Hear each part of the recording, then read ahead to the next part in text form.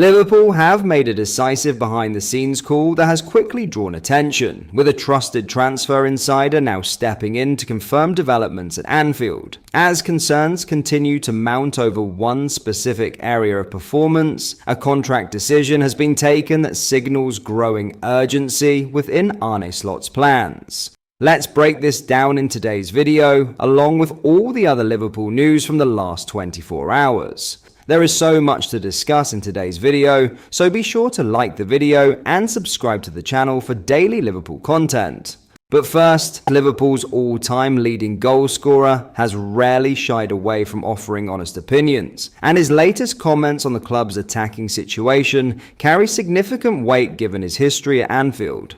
Ian Rush, a man who defined goal-scoring consistency across two spells on Merseyside, believes one of Liverpool's most distracting subplots has now run its course, while also voicing genuine sympathy for his striker still struggling to find rhythm after another setback. Rush, who netted 346 goals in 660 appearances for the club, recently spoke to BBC Sport after recovering from a serious bout of flu that saw him spend 48 hours in intensive care before Christmas. Now back on his feet, the 64-year-old turned his attention to Liverpool's current forward line, and, in particular, the contrasting fortunes of Alexander Isak, Hugo Ekitike, and Mohamed Salah, with Isak sidelined until at least the spring after suffering a broken ankle and fractured fibula. Rush drew a clear parallel between the Swede's stop-start season and his own experience returning to Liverpool following a year at Juventus.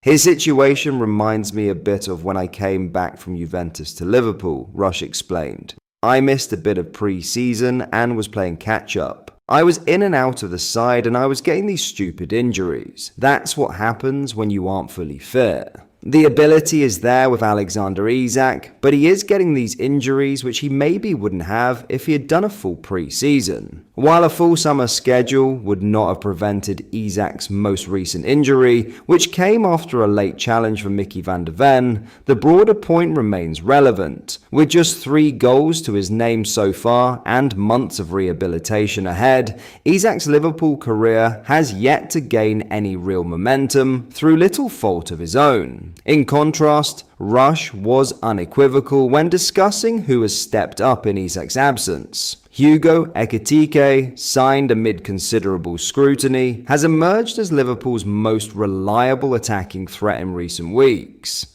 10 goals and 2 assists in 16 appearances underline his impact, and Rush did not hesitate to single him out. Hugo Ekitike is the star so far, he said. He is a fantastic player who is quick and can play in different positions. We need to keep him fit. Perhaps the most headline-grabbing comments, however, concern Mohamed Salah, following the Egyptian's controversial remarks earlier in the season about being thrown under a bus ahead of his AFCON departure. Questions lingered about dressing room harmony. Rush believes those concerns are no longer relevant. The best thing I've heard since was Curtis Jones saying Mo had apologized. He said, "It is over now. We need Salah if we're going to be successful in terms of winning games and trophies. It is good to see him scoring goals for Egypt, but now we want to have him back scoring for Liverpool." Now, Liverpool have officially parted company with first-team set-piece coach Aaron Briggs, a decision that has now been confirmed by Fabrizio Romano, following a prolonged run of alarming defensive numbers from dead ball situations. Briggs departs Anfield after 18 months on Arne Slot's backroom staff, with Liverpool's vulnerability from corners and free kicks ultimately forcing what sources describe as an unavoidable intervention. The timing is significant. No side across Europe's top 5 leagues has conceded more non-penalty set-piece goals than Liverpool this season, with the Reds shipping 12 goals from such situations alone. Briggs initially arrived at the club in July 2024 as first-team individual development coach, effectively filling the role previously occupied by Vita Martos. However, following Liverpool's failure to recruit a specialist set-piece coach, his responsibility shifted. By September, Briggs had been permanently installed as the club's set-piece lead, While Luis Fernando Jubel stepped into the individual development position Briggs was originally hired for. That reshuffle has now ended in disappointment. According to Romano, Liverpool have terminated Briggs' role after concluding that the current trajectory was untenable. The statistics underline the scale of the issue.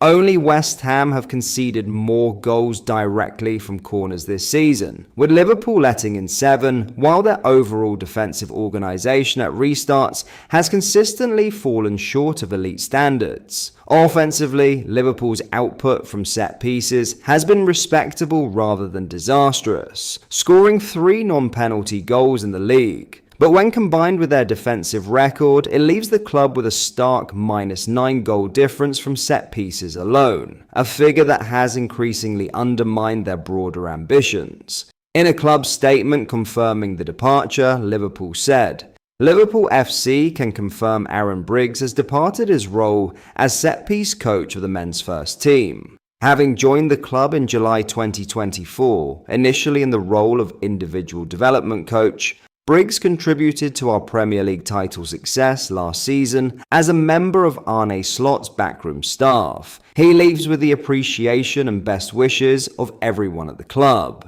The decision represents a sharp reversal for Briggs, who was publicly praised as recently as last season. Mohamed Salah notably credited him after a crucial goal against Manchester City, highlighting the coach's influence during a period when Liverpool's structure at set pieces appeared far more stable. With no immediate replacement announced, responsibility for set pieces will now be absorbed internally. Paul Joyce reports that Arne Slot will oversee the area alongside his senior assistants, including Sipke Hulshoff and Giovanni van Bronckhorst, at least in the short term.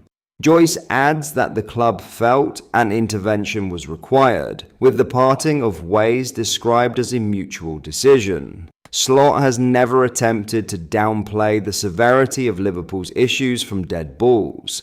Speaking prior to the Wolves match, another game in which Liverpool conceded from a corner, the head coach was blunt in his assessment. I know the importance of it, it gets more and more, and that's why we're so annoyed by our current record, Slot admitted. It's a big frustration we are where we are this season, because when we were halfway through last season, we had not conceded one set-piece goal. It's impossible to be top 4, top 5 with our set-piece balance, let alone winning the league. Those comments now read less like frustration and more like a warning that decisive action was imminent.